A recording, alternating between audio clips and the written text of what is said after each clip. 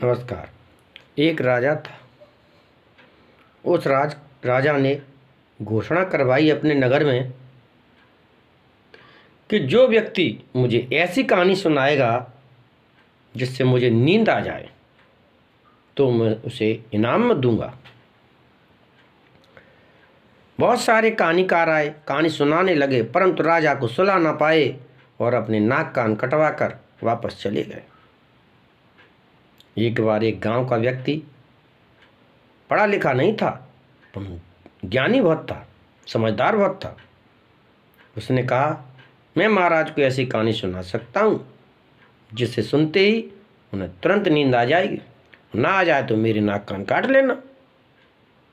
राजा ने तुरंत उसको बुलाया और उस व्यक्ति ने महाराज से कहा, महाराज एक बात का ध्यान रखना, जब मैं कहानी सुनाऊं तो आपको बार बार आपको उस पर हामी देनी होगी, आपको आवाज़ देनी होगी।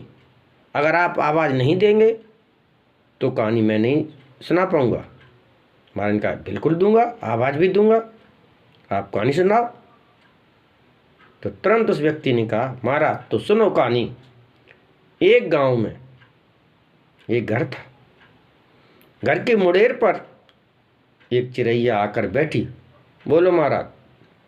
हाँ, मैं सुन रहा हूँ। वो आई, उड़कर आंगन में एक बाजरे का बोरा रखा हुआ था। बाजरा एक अनाज होता है जिसके छोटे छोटे दाने होते हैं।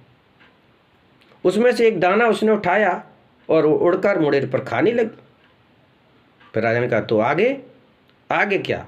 फिर आई, फिर उसने एक दाना उठाया, मुड़ेर पर खाने लगी। फिर आगे, फिर आई, फिर एक दाना उठाया, फिर खाने लगी। राजा ने कहा, ये कोई कहानी है? महाराज, कहानी क्यों नहीं, कहानी तो अभी बहुत बड़ी है। अभी उस बोरे में 1 कुंटल अनाज है, वो सारा अनाज एक एक करके वो उठा लेगी, कहानी तभी आगे बढ़ेगी महाराज। ऐसी कहानी है। कुछ सुनकर राजा समझ गया, मैं क्या, मेरे पिताजी को भी नींद आ जाएगी। मैं मान गया, तू बहुत ही होनहार, बहुत चतुर व्यक्ति है। मान गया, इसे इनाम दिया जाए। कहानी समाप्त होती है। कहानी अच्छी लगी हो तो लाइक करें, सब्सक्राइब करें। धन्यवाद।